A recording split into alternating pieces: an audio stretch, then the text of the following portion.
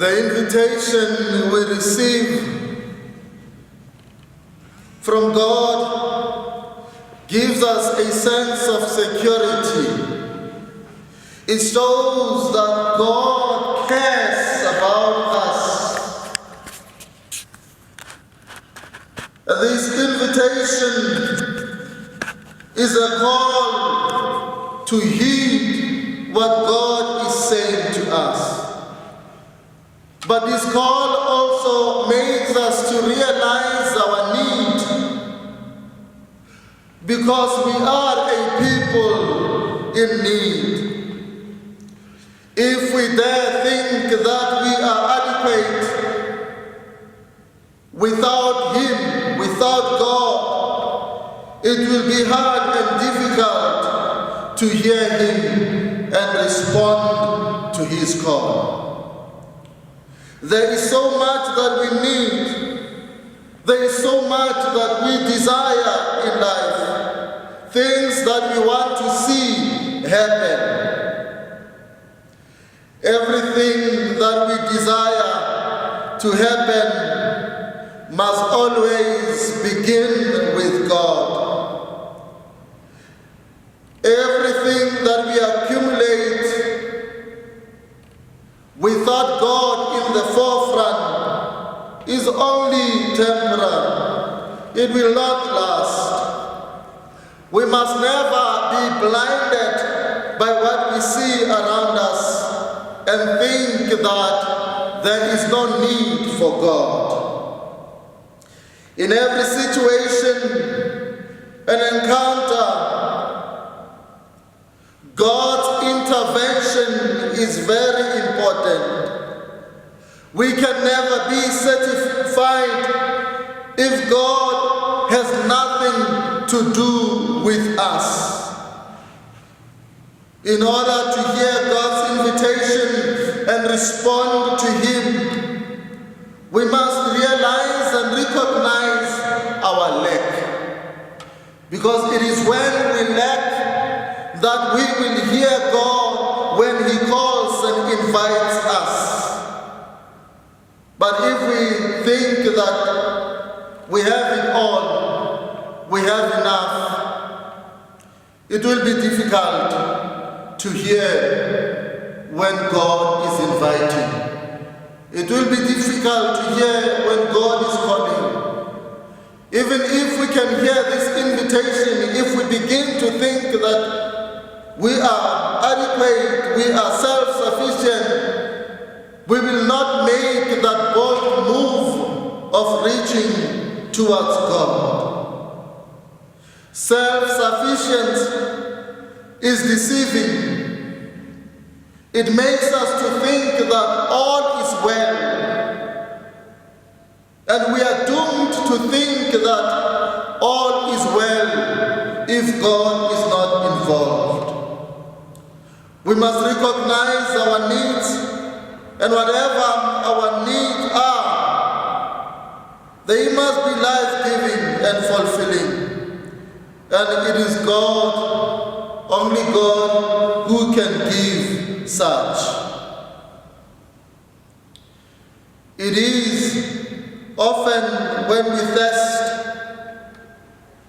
thirsty, that we realize the need to drink something to quench that thirst. It is thirst that pushes one to drink water. If we are never thirsty, we can easily forget about drinking water. Every situation that happens in our lives without favoring us, it often happens to make us realize a particular need. It happens to help us to discover what we need most. So whenever we are not favored by the situation that we find ourselves in, we must therefore realize that we are called to see a bigger picture. Our need for God must help us to realize that without Him, we are totally lost and we are nothing.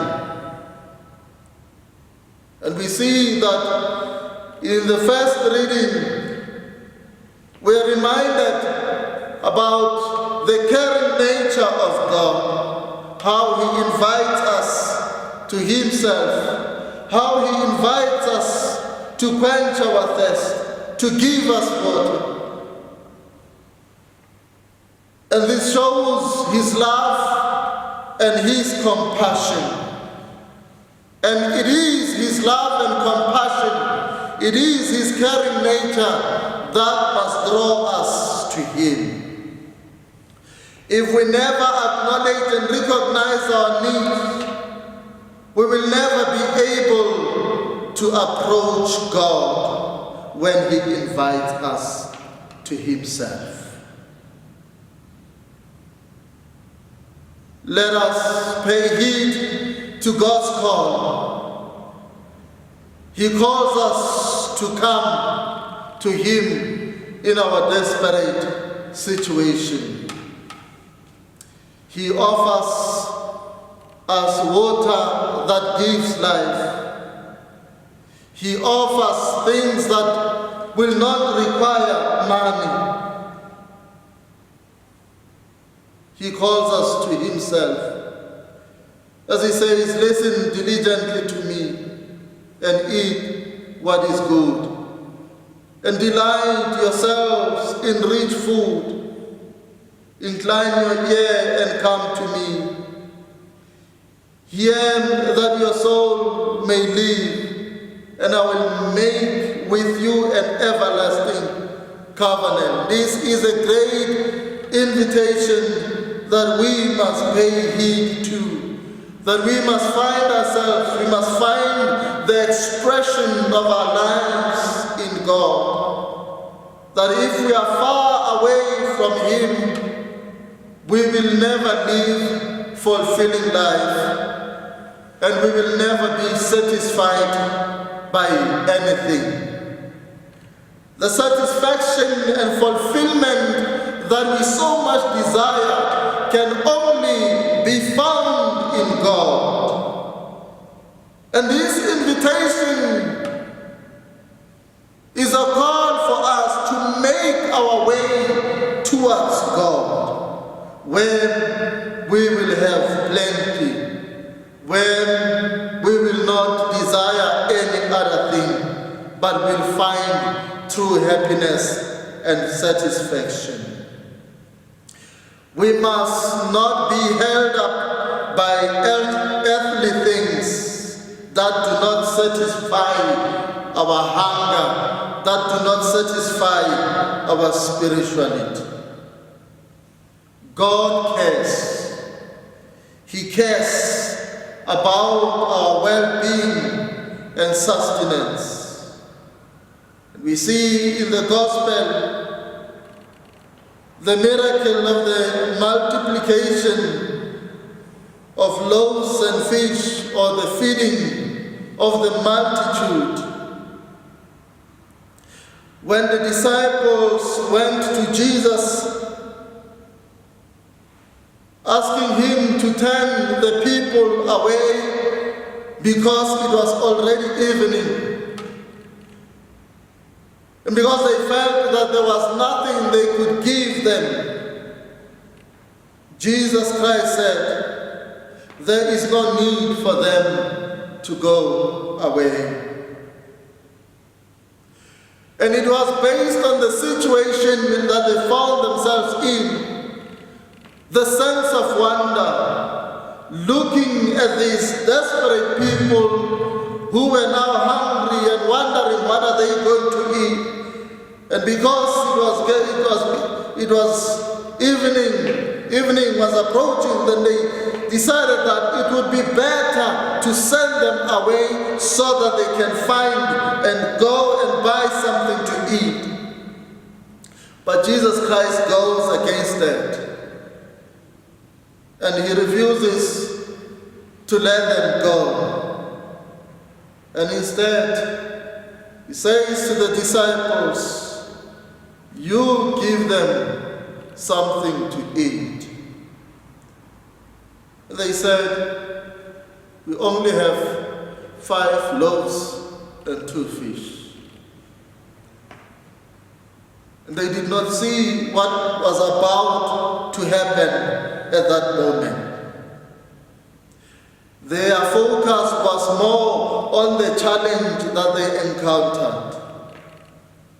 But we see that a situation that seemed to be a challenge becomes an opportunity for something great to happen. And this is what life teaches us always. That a challenge of whatever sort creates an opportunity for something new to come. All that we have is a result of a particular challenge that was faced at some point. Look around you. Look around at what we have, what you possess. If it was never out of a particular challenge, we would not be having the things that we have around us. And every challenge in life must be approached with that attitude, that the challenges that we face are actually opening ourselves to greater possibilities. The challenges that we face are presenting and creating opportunities for new things to come. All the ease, the new things that we have did not just come just like that. They became a response of a particular challenge in a given time. So Jesus says to the disciples, give them yourself something to eat. Now the challenge that they were facing, because it was evening, is now being turned into something, is now being turned into an opportunity. And it is an opportunity now for Jesus to manifest his power, to show his compassion, to reach out to people. Out of what they presented, 5 loaves and 2 fish, something great came out of it. It is out of these that the multitude were fed. When Jesus Christ looked up to heaven, glorified God, and he made this great miracle. He was able to feed all those. And he said to the disciples, give them, feed them from what you have given. So it is out of what we always give that we will be enriched. It is in giving that we are enabled to receive. Now, by giving the 5 loaves and the 2 fish, something great came as a result of that. We can never expect to be blessed when we hold back, when we do not become generous enough. For God loves a cheerful giver. It is out of generosity that we will also experience God's generosity in our lives. And God's generosity calls us in a special way today to be generous, generous with what we have, generous to others without looking back, but trusting and obeying. When the disciples presented what they had, They ultimately had to trust and obey. And look at what happened out of what was given. Only 5 loaves and 2 fish.